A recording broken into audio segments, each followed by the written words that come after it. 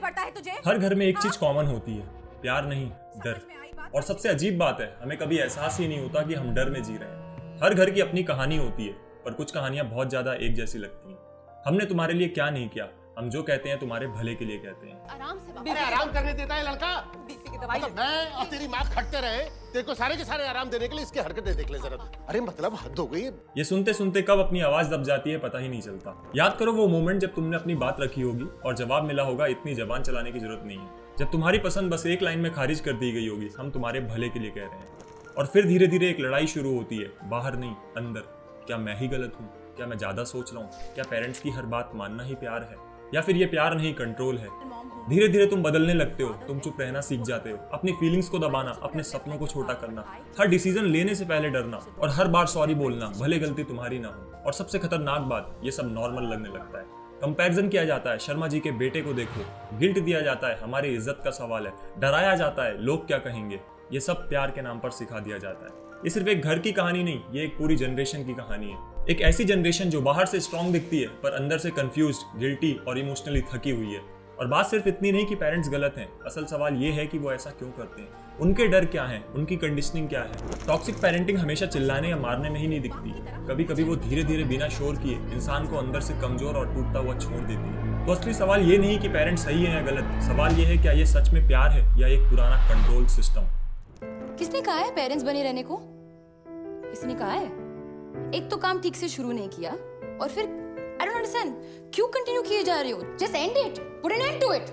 Dear parents, dear parents, dear parents, आपके सामने खुश रहने की एक्टिंग अब और नहीं हो पाएगी। लोग क्या कहेंगे से इन भावनाओं को कोई फर्क नहीं पड़ता। मुझे सच में लगता है कि ज्यादा सीखने की जरूरत पेरेंट्स को है, न कि बच्चों को है। और अगर ये कंट्रोल इतना नॉर्मल हो चुका है, तो शायद हमें एक बेसिक सवाल से शुरू करना होगा। आखिर पेरेंटिंग होती क्या है? पेरेंटिंग, ये वर्ड सुनते ही हम क्या सोचते हैं? माँ बाप का प्यार, उनका सपोर्ट, वो लोग जो हमें इस दुनिया में लाए, चलना सिखाया, बोलना सिखाया, पढ़ाया लिखाया। पर क्या बस इतना ही पेरेंटिंग होता है? सच बोलूं तो नहीं। जब एक बच्चा पैदा होता है ना, तो वो बिल्कुल ब्लैंक होता है। उसको ना दुनिया का पता होता है, ना लोगों का, ना खुद का। वो धीरे धीरे सीखता है और सबसे पहले सीखता है अपने घर से, उसके माँ बाप से, उनके बोलने के तरीके से, उनके रिएक्ट करने के तरीके से। सिंपल सी बात है, बच्चा जैसा बनेगा वो बहुत हद तक इस बात पर डिपेंड करता है कि उसको बचपन में कैसा ट्रीट किया गया, उससे कैसे बात की गई, उसे समझा गया या नहीं, उसकी फीलिंग्स को इंपॉर्टेंस दी गई या इग्नोर किया गया। पेरेंटिंग का मतलब सिर्फ इतना नहीं है कि अपने बच्चे को स्कूल भेज दिया, खाना दे दिया और उसका फ्यूचर सिक्योर कर दिया। वो तो बेसिक चीजें हैं। असली पेरेंटिंग क्या होती है? जब आप बच्चे की बात सुनते हो, सिर्फ सुनते नहीं, समझने की कोशिश करते हो। जब आप उसको जज नहीं करते, बल्कि उसको अपने हिसाब से ग्रो करने देते हो।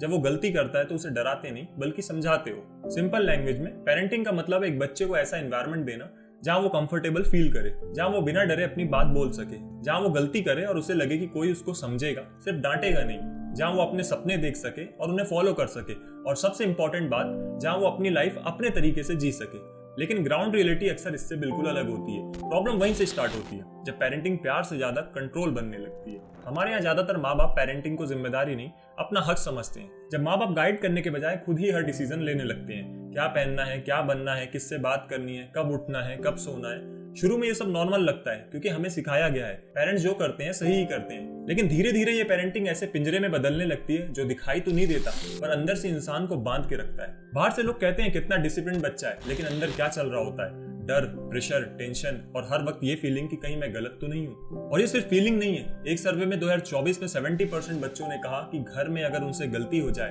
तो सबसे पहले उन्हें समझाया नहीं जाता, उन्हें डांटा जाता है, ताने दिए जाते हैं। सोचो, घर जहाँ सबसे ज्यादा समझ और सेफ्टी मिलनी चाहिए, वही जगह सबसे ज्यादा जजमेंटल बन जाती है। और शायद इसी वजह से बहुत सारे बच्चे अपनी बात ही कहना छोड़ देते हैं। और ये सिर्फ एक फीलिंग नहीं है। वर्धा में 2024 में किए गए एक rural school mental health study के अनुसार 24% बच्चों में डिप्रेशन, 68% बच्चों में एंजाइटी डिसऑर्डर और 24% बच्चों में स्ट्रेस डिसऑर्डर पाए गए हैं। ये आंकड़े सिर्फ नंबर्स नहीं है, ये उस चुप्पी का नतीजा है जिसमें हमारे बच्चे जी रहे हैं, जहाँ उन्हें बोलने की इजाजत नहीं है और सपने देखने की जगह भी नहीं है। हमारे यहाँ बचपन बहुत ही जल्दी डील बन जाता है। शायद आपने भी नोटिस किया होगा, जब बच्चा स्कूल जाना शुरू करता है तभी एक कॉन्ट्रैक्ट साइन हो जाता है।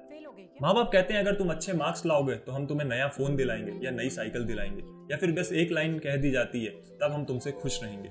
शुरुआत में ये मोटिवेशन लगता है, लेकिन धीरे धीरे ये गिव एंड टेक पॉलिसी वाला रिलेशनशिप बन जाता है। बच्चा पढ़ाई नॉलेज के लिए नहीं करता, वो पढ़ाई करता है अप्रूवल के लिए। उसे लगने लगता है कि अगर मैंने मार्क्स ला दिए तो मुझे प्यार मिलेगा या उसके पसंद की चीज मिलेगी, अगर नहीं ला पाया तो मैं इनफ नहीं हूँ। और जिस दिन मार्क्स कम आ गए उस दिन घर का माहौल ही बदल जाता है। सीधा कंपैरिजन शुरू हो जाता है, शर्मा जी के बेटे को देखो 98% लाया है, तुमसे क्यों नहीं होता है। लेकिन बात यहीं खत्म नहीं होती, फिर शुरू होता है गिल्ट ट्रिप। हमने तुम्हारे लिए क्या नहीं किया, इतनी मेहनत करते हैं तुम्हारे लिए, तुम हमारी उम्मीदों पर खरे नहीं उतरे। यहाँ प्रॉब्लम मार्क्स की नहीं है, प्रॉब्लम है उस फीलिंग की जहाँ बच्चा खुद को फेलियर समझने लगता है। वो सोचता है शायद मैं अच्छा नहीं हूँ, शायद मैं अपने पेरेंट्स को प्राउड नहीं फील करा सकता, और धीरे धीरे उसकी सेल्फ वर्थ उसके मार्क्स से जुड़ जाती है। अब वो हर एग्जाम में सिर्फ एक चीज से डरता है, फेल होने से नहीं, अपने पेरेंट्स को डिसअपॉइंट करने से। और यही सबसे डेंजरस पॉइंट होता है, और यहीं से शुरू होती है इमोशनल कंफ्यूजन। बच्चा सोचता है शायद मेरे सपने गलत हैं क्योंकि माँ बाप कुछ और कह रहे हैं। वो धीरे धीरे खुद पर भरोसा करना छोड़ देता है, और एक दिन वो सिर्फ दूसरों की एक्सपेक्टेशन पूरी करने की मशीन बन जाता है, जहाँ पेरेंट्स मैनेजर होते हैं और बच्चा सिर्फ टारगेट पूरे करने वाला एक वर्कर।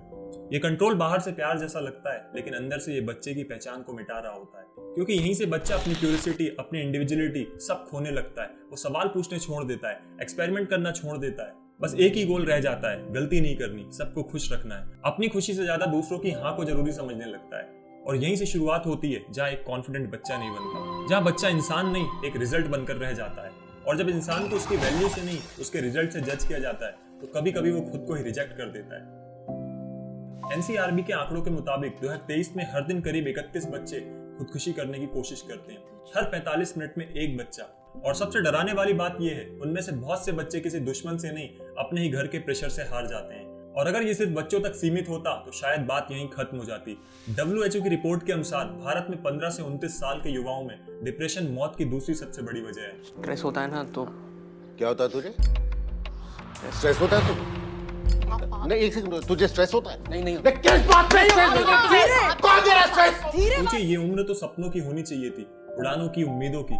लेकिन हमारे देश के लाखों युवा चुपचाप दर्द में जी रहे हैं, क्योंकि उन्हें समझने वाला कोई नहीं है। और शायद हम इसे सिर्फ बच्चे की कमजोरी समझ लेते हैं, लेकिन सच ये है, ये सिर्फ बच्चे की कहानी नहीं है। इसके पीछे एक पूरी सोच काम कर रही होती है, एक ऐसा माइंडसेट जो सालों से हर घर में रिपीट हो रहा है। और यही माइंडसेट शुरू होता है हमारे घरों से, हमारी पेरेंटिंग से। देखिए, ये वीडियो में मेरा पेरेंट्स की डिसरिस्पेक्ट करना बिल्कुल भी नहीं है, उस पैटर्न को समझने की कोशिश है जो अनजाने में हमें अफेक्ट कर रहा है। हम टॉक्सिक का मतलब कोई गाली की तरह नहीं ले रहे हैं। टॉक्सिक पेरेंटिंग का मतलब होता है ऐसी परवरिश, ऐसी सोच या ऐसा व्यवहार जो बच्चे की मेंटल, इमोशनल या पर्सनल ग्रोथ को रोकता हो। क्योंकि सच ये है कि हर बच्चा सिर्फ अपने पेरेंट्स से नहीं, बल्कि उनकी स्ट्रगल और उनकी सोच से भी शेप होता है। अगर आप एक मिडिल क्लास फैमिली से आते हो तो ये बात आप बिना किसी एक्सप्लेनेशन के समझ जाओगे।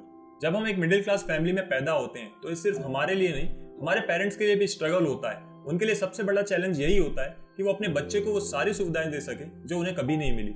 इसलिए बचपन से हमें एक ही चीज बार बार सिखाई जाती है, बस पढ़ाई करो, अच्छे मार्क्स लाओ, लाइफ सेट हो जाएगी।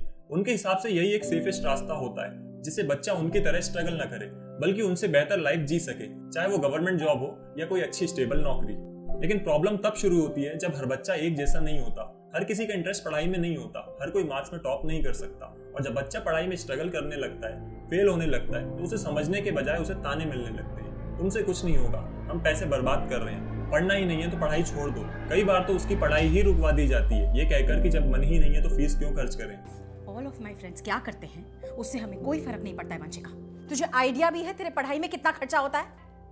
तेरी फ्रेंड्स की फैमिलीज और हमारी फैमिली की सिचुएशन में बहुत फर्क है। लेकिन यहाँ एक बहुत जरूरी सवाल कोई नहीं पूछता, क्या कभी पेरेंट्स ने ये जानने की कोशिश की कि उस बच्चे की खुशी किस चीज में है, उसे क्या करना अच्छा लगता है, वो क्या बनना चाहता है? क्योंकि सच ये है, हमें सिखाया नहीं जाता समझना, हमें सिखाया जाता है थोपना, या तो पढ़ाई करो या फिर तुम गलत हो। अगर बच्चे को क्रिकेट खेलना पसंद है, आर्ट करना पसंद है, म्यूजिक में इंटरेस्ट है, तो तुरंत जवाब आता है इसमें कोई कैरियर है, क्रिकेट खेलने से पेट नहीं भरता, ये सब शौक के लिए ठीक है, लाइफ के लिए नहीं। और यहीं पर सबसे बड़ी गलती होती है, हम टैलेंट को हॉबी समझ लेते हैं और पैशन को वेस्ट ऑफ टाइम।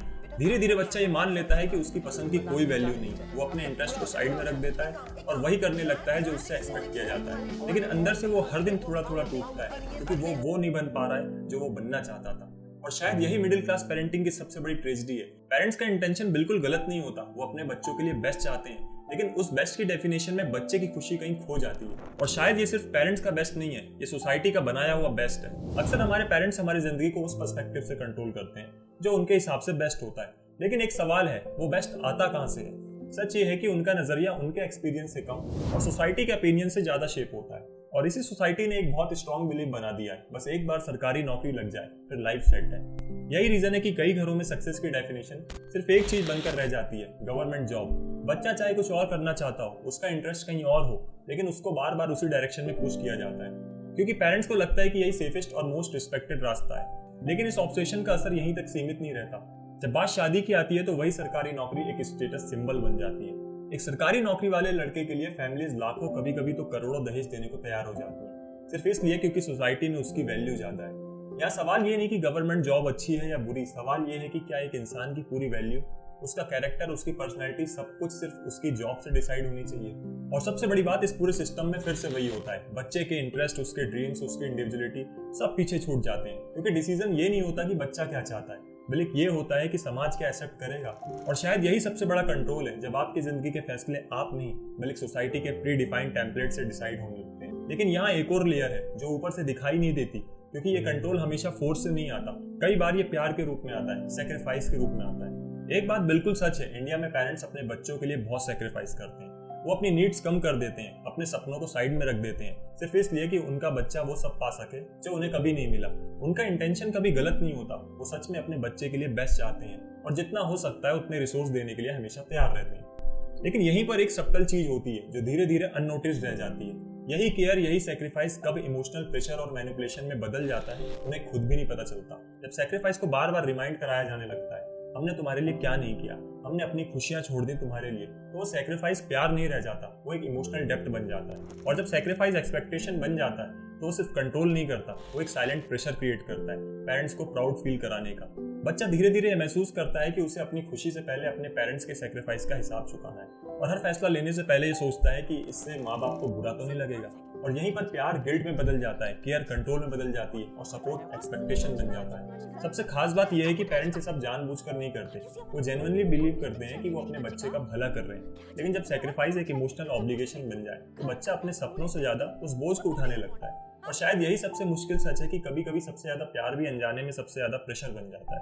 और जब प्यार प्रेशर में बदलता है तो वो सिर्फ रोकता ही नहीं है, वो एक एक्सपेक्टेशन भी बना देता है, एक ऐसी एक्सपेक्टेशन जिससे हर बच्चा बिना बोले पूरा करने की कोशिश करता है। मैं पढ़ाई करूंगी, मैं इस कंपटीशन में फर्स्ट आके दिखाऊंगी। हमारे यहाँ एक और साइलेंट प्रेशर होता है जो खुलकर दिखाई नहीं देता, लेकिन हर बच्चे के अंदर कहीं ना कहीं चलता रहता है, अपने पेरेंट्स को प्राउड फील कराने का प्रेशर। बचपन से हमें ये सिखाया जाता है कुछ ऐसा बनो कि माँ बाप का नाम रोशन हो, ऐसा करो कि लोग कहें क्या परवरिश है। सुनने में बहुत अच्छा लगता है, लेकिन धीरे धीरे एक बहुत बड़ा बोझ बन जाता है, क्योंकि एक पॉइंट के बाद बच्चा अपने सपनों के लिए नहीं बल्कि अपने पेरेंट्स के सपनों के लिए जीने लगता है। वो वही चुनता है जो घर वाले चाहते हैं, वो वही बनता है जो सोसाइटी एक्सेप्ट करती है। और हर डिसीजन के पीछे एक ही सवाल होता है, क्या इससे मेरे पेरेंट्स प्राउड फील करेंगे। लेकिन कभी किसी ने ये सोचा कि उस बच्चे के अपने सपनों का क्या हुआ, वो क्या बनना चाहता था, उसे किस चीज में खुशी मिलती थी। क्योंकि सच ये है, जब पेरेंट्स अपने अधूरे सपने अपने बच्चों से पूरा करवाने लगते हैं तो बच्चे अपने सपने जी ही नहीं पाते, वो धीरे धीरे दब जाते हैं, चुप हो जाते हैं और एक दिन पूरी तरह खत्म हो जाते हैं। वो भी आईआईटी में अपने माँ बाप का सपना पूरा करने सुसाइड कर लिया उसने, नहीं हो पाया उससे। आईआईटी करेगा बस। और यही जनरेशनल ट्रॉमा की शुरुआत होती है। जो दर्द पेरेंट ने खुद महसूस किया था वो अनजाने में अपने बच्चों को दे देते हैं, और फिर वही बच्चा बड़ा होकर बिना रियलाइज किए अपने बच्चों के साथ भी वही करने लगता है। एक साइकिल बन जाता है जहां हर जनरेशन अपने सपने सैक्रिफाइस करती है ताकि अगली जनरेशन प्राउड फील करा सके। लेकिन एक सवाल ये है, अगर हर कोई सिर्फ दूसरों के सपने पूरे करता रहेगा तो अपने सपने आखिर कौन जिएगा। और शायद यही सवाल हमें एक और सच्चाई तक ले जाता है, क्योंकि सपने सिर्फ दबते ही नहीं है, उन्हें जीने की कैपेबिलिटी भी धीरे धीरे छिन जाती है। और यहीं से शुरू होता है कंट्रोल का अगला लेवल। जब हर डिसीजन माँ बाप लेते हैं तो धीरे धीरे बच्चा इतना एकस्टम्ड हो जाता है कि उसे खुद से डिसीजन लेना आता ही नहीं है। कभी कभी जब पेरेंट्स उसे कोई छोटा डिसीजन लेने का मौका देते भी हैं और अगर वो उसमें फेल हो जाए तो घर में तुरंत शुरू हो जाता है, देखा हमने पहले ही कहा था तुमसे नहीं होगा, तुम्हें समझ ही नहीं है, इसलिए हम तुम्हारे लिए डिसाइड करते हैं। लेकिन जरा ठहर कर ये भी सोचिए, आपने कभी उसे डिसीजन लेना सिखाया ही नहीं तो वो बच्चा डिसीजन मेकर बनेगा कैसे। आप हर छोटी बड़ी चीज उसके लिए डिसाइड करते रहे और फिर उससे एक्सपेक्ट करते रहे कि वो अचानक परफेक्ट फैसले लेने लगे। धीरे धीरे ये कंट्रोल सिर्फ छोटी चीजों तक सीमित नहीं रहता बल्कि उसकी पूरी जिंदगी पर छा जाता है। क्या पढ़ाई करेगा, कौन सा करियर चुनेगा, किससे दोस्ती रखेगा और आखिर में किससे शादी करेगा। यहाँ तक कि शादी जैसे सबसे पर्सनल फैसले में भी जिसकी जिंदगी है उसकी राय सबसे कम मायने रखती है। घर वाले रिश्ते देखने से पहले समाज से वैलिडेशन लेते हैं, लोग क्या कहेंगे, गाँव में हमारी इज्जत बनी रहनी चाहिए, कहीं हमारी नाक न कट जाए।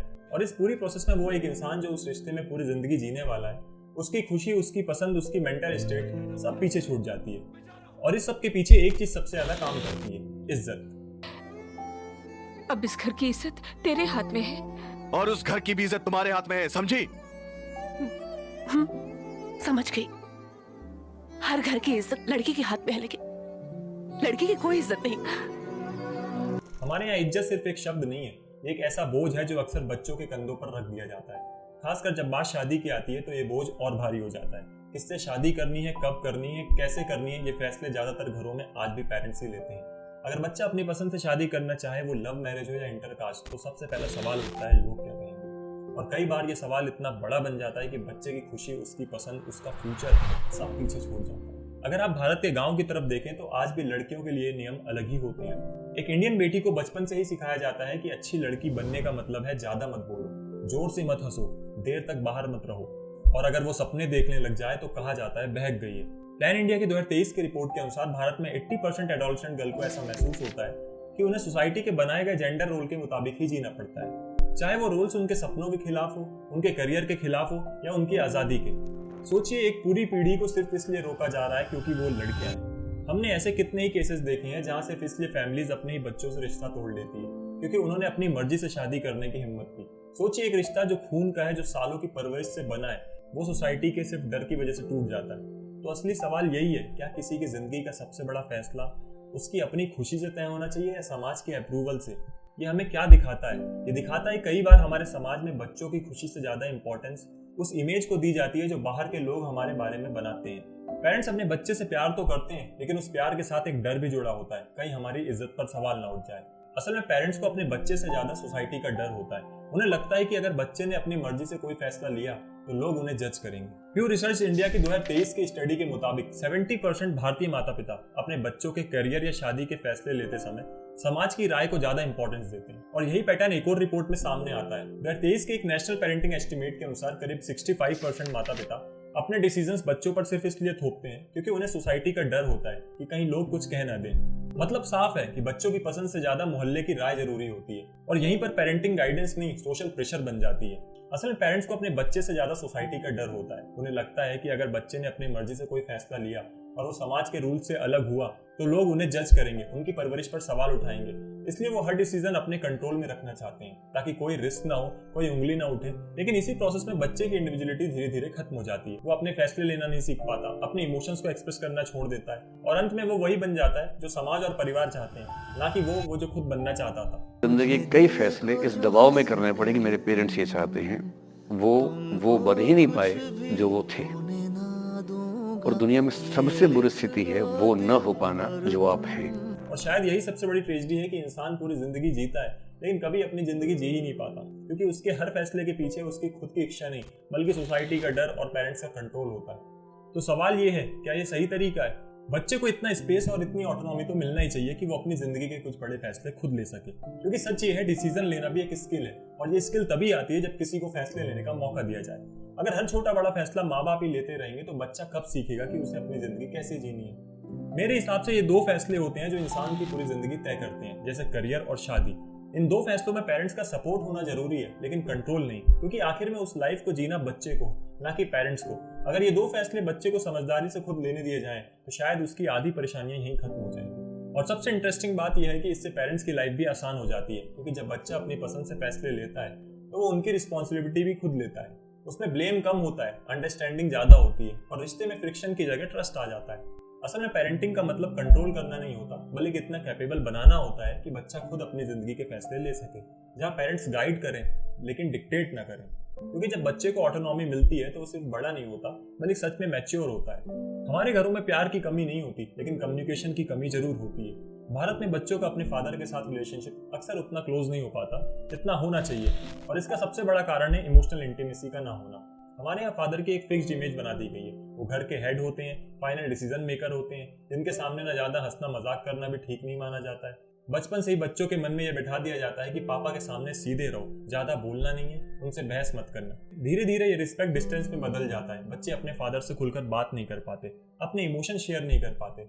अगर उन्हें कोई प्रॉब्लम हो, कोई कंफ्यूजन हो, तो वो सीधे फादर के पास नहीं जाते, वो पहले माँ को बताते हैं और माँ के थ्रू बात पहुंचती है।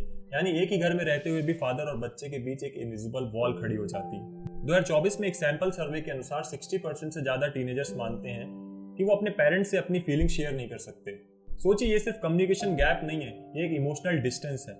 हमारे सोसाइटी में फादर होने का मतलब अक्सर सिर्फ प्रोवाइडर होना समझा जाता है। कमाओ, घर चलाओ, बच्चों को पढ़ाओ। अगर उन्होंने खाना दे दिया, छत दे दी, पढ़ाई करवा दी, तो माना जाता है कि उन्होंने अपना रोल पूरा कर दिया। लेकिन इस प्रोसेस में एक बहुत जरूरी चीज छूट जाती है, इमोशनल कनेक्शन। कई फादर्स खुद भी एक्सप्रेस करना नहीं जानते क्योंकि उन्हें बचपन से सिखाया गया था मर्द रोते नहीं, ज्यादा इमोशन दिखाना कमजोरी है। इसलिए वो अपने बच्चों से प्यार तो करते हैं लेकिन दिखा नहीं पाते, और बच्चा ये समझ ही नहीं पाता कि उसके फादर उससे प्यार करते हैं या सिर्फ उससे एक्सपेक्टेशन रखते हैं। धीरे धीरे ये गैप इतना बड़ा हो जाता है कि बच्चे अपने सबसे इंपॉर्टेंट डिसीजंस, अपने फियर्स, अपने स्ट्रगल्स, सब कुछ अपने अंदर ही दबा लेते हैं और फादर सिर्फ एक अथॉरिटी बनकर रह जाते हैं, एक ऐसा इंसान जिससे डर लगता है लेकिन जिसके साथ कनेक्शन फील नहीं होता। और शायद यही रीजन है कि कई बच्चे बड़े होकर ये महसूस करते हैं कि उनके पास सब कुछ था लेकिन अपने फादर के साथ एक सिंपल खुलकर बात करने वाला रिश्ता नहीं था, क्योंकि जहाँ रिस्पेक्ट में डर मिल जाए वहाँ प्यार अक्सर दिख ही नहीं पाता। और शायद ये सिर्फ फादर तक सीमित नहीं है, ये एक पैटर्न है जो धीरे धीरे हर पेरेंट चाइल्ड रिलेशनशिप में दिखने लगता है। ये बात उतनी ही सच्ची है कि कोई भी बच्चा अपने माँ बाप की आंखों में आंसू नहीं देख सकता। बचपन से ही हमारे अंदर ये फीलिंग बैठा दी जाती है कि पेरेंट्स ने हमारे लिए इतना कुछ किया तो उनकी खुशी सबसे ऊपर होनी चाहिए, और यही वजह है कि पेरेंट इमोशनली कमजोर पड़ते हैं या अपनी फीलिंग दिखाते हैं तो बच्चा खुद ही पीछे हट जाता है। वो सोचता है अगर मेरी वजह से उन्हें दुख हो रहा है तो शायद मैं ही गलत हूँ। धीरे धीरे वो अपनी पसंद, अपने सपने, यहाँ तक कि अपनी पर्सनल लाइफ के बड़े फैसले भी साइड में रख देता है, सिर्फ इसलिए कि उसके पेरेंट खुश हैं। वो हाँ कह देता है जहाँ उसे ना कहना था, वो चुप रह जाता है जहाँ उसे बोलना चाहिए था, क्योंकि उसके लिए पेरेंट्स की खुशी उसकी खुद की खुशी से ज्यादा इंपॉर्टेंस बना दी गई होती है। लेकिन यहीं पर एक बहुत खतरनाक पैटर्न शुरू होता है, इमोशनल ब्लैकमेल का। कई बार ये खुलकर नहीं दिखता लेकिन बातों में छिपा होता है। अगर तुमने हमारी बात नहीं मानी तो हम जीते जी मर जाएंगे, हमारी इज्जत मिट्टी में मिल जाएगी, तुम्हारी वजह से हम लोगों को मुंह नहीं दिखा पाएंगे। और इस प्रेशर में आकर कई बच्चे ऐसे फैसले ले लेते हैं जो खुद कभी नहीं लेना चाहते थे, जैसे जबरदस्ती शादी, चाहे लड़का हो या लड़की। अगर वो मेंटली रेडी नहीं है, अगर वो रिलेशनशिप को समझ नहीं पा रहे हैं, फिर भी गिल्ट और प्रेशर की वजह से वो हाँ कह देते हैं। लेकिन सच्चाई ये है, ऐसे डिसीजन ज्यादा टाइम तक नहीं टिकते, क्योंकि जहाँ डिसीजन डर, गिल्ट और प्रेशर से लिया गया हो वहाँ रिलेशनशिप में स्टेबिलिटी नहीं बल्कि फ्रस्ट्रेशन और रिग्रेट पैदा होता है, और कई बार यही रिश्ते आगे चलकर टूट जाते हैं। वैसे भी इंडिया में डाइवोर्स का रेट बहुत हाई हो रहा है। तो सवाल ये है, क्या किसी की खुशी के लिए किसी की पूरी जिंदगी दांव पर लगाना सही है? क्योंकि सैक्रिफाइस तब तक खूबसूरत है जब तक वो दिल से हो, लेकिन जब वो गिल्ट से लिया गया फैसला बन जाए तो सैक्रिफाइस नहीं, एक मजबूरी बन जाता है। लेकिन अब आखिरी सवाल ये उठता है कि आखिर माँ बाप ऐसा करते क्यों हैं? अगर हम सच में समझना चाहते हैं कि माँ बाप ऐसा क्यों करते हैं तो हमें उनके बिहेवियर को नहीं, उनकी कहानी को समझना होगा। सच ये है, हमारे माँ बाप विलन नहीं है, वो बस एक ऐसी स्क्रिप्ट के कैरेक्टर है जो पीढ़ियों से चलती आ रही है। उन्होंने बचपन से यही सीखा कि बड़ा हमेशा सही होता है, बच्चों की कोई अलग आइडेंटिटी नहीं होती। माँ बाप की बात मानने वाले को ही संस्कारी बच्चा समझा जाता है, और इज्जत इमोशन और हैप्पीनेस से ज्यादा इंपॉर्टेंट होती है। उनके समय में पेरेंटिंग प्यार से ज्यादा कंट्रोल थी, जहाँ डिसीजंस पेरेंट्स लेते थे और बच्चे का काम सिर्फ मानना होता था। उन्होंने खुद वो बचपन जिया है जहाँ सवाल पूछना बदतमीजी था, रोना कमजोरी थी और सपने देखना लग्जरी था। इसलिए जब वो पेरेंट्स बनते हैं तो वो कॉन्शियसली नहीं, सबकॉन्शियसली वही पैटर्न रिपीट करते हैं। उनके अंदर एक कांस्टेंट डर होता है, डर कि अगर बच्चा उनकी बात नहीं मानेगा तो वो फेल हो जाएगा, डर कि अगर बच्चा अलग रास्ता चुनेगा तो सोसाइटी जज करेगी, और सबसे बड़ा डर लोग क्या कहेंगे। ये लोग क्या कहेंगे सिर्फ एक सेंटेंस नहीं है, ये एक इनविजिबल सिस्टम है जो पेरेंट्स को कंट्रोल करता है, और पेरेंट्स उसी कंट्रोल को बच्चों पर अप्लाई कर देते हैं। कई बार पेरेंट्स को लगता है कि वो प्यार कर रहे हैं, लेकिन वो प्यार फियर बेस्ड होता है। कई बार उन्हें लगता है कि वो प्रोटेक्ट कर रहे हैं, लेकिन वो प्रोटेक्शन एक्चुअली रिस्ट्रिक्शन बन जाती है। कई बार उन्हें लगता है कि वो गाइड कर रहे हैं, लेकिन वो गाइडेंस धीरे धीरे कंट्रोल बन जाती है। उन्होंने कभी हेल्दी पेरेंटिंग देखी ही नहीं है, उनकी पूरी आइडेंटिटी सोसाइटी ने डिफाइन की होती है। एक अच्छा पेरेंट्स वही होता है जिसका बच्चा डॉक्टर, इंजीनियर या सोशली एक्सेप्टेबल लाइफ जी रहा हो। इसलिए वो अपने बच्चों को इंडिविजुअल नहीं, एक प्रोजेक्ट की तरह देखने लगते हैं, जहाँ रिजल्ट इंपॉर्टेंट है, प्रोसेस नहीं, इमेज इंपॉर्टेंट है, इमोशन नहीं। लेकिन ये सब सिर्फ पेरेंट्स की गलती नहीं है, ये एक पूरे सिस्टम की प्रॉब्लम है, और शायद ये वही पॉइंट है जहाँ हमें रुककर सोचना होगा। क्योंकि अगर हम इस सिस्टम को समझते हुए भी चेंज नहीं करते तो हम भी वही बन जाएंगे जिससे हम खुद कभी हट हुए थे, और फिर एक और जनरेशन उसी डर में जिएगी, उसी गिल्ट में, उसी सवाल के साथ, क्या मैं इनफ हूं? शायद टॉक्सिक पेरेंटिंग का असली प्रॉब्लम ये नहीं कि वो हमें हट करती है, बल्कि ये है कि वो हमें वैसा बना देती है जो हम कभी बनना ही नहीं चाहते थे। तो अब सवाल पेरेंट्स पर नहीं, सवाल हम पर है कि हम ये साइकिल यहीं रोकेंगे या इसे आगे पास कर देंगे। चेंज समझने से नहीं, रोकने से आता है।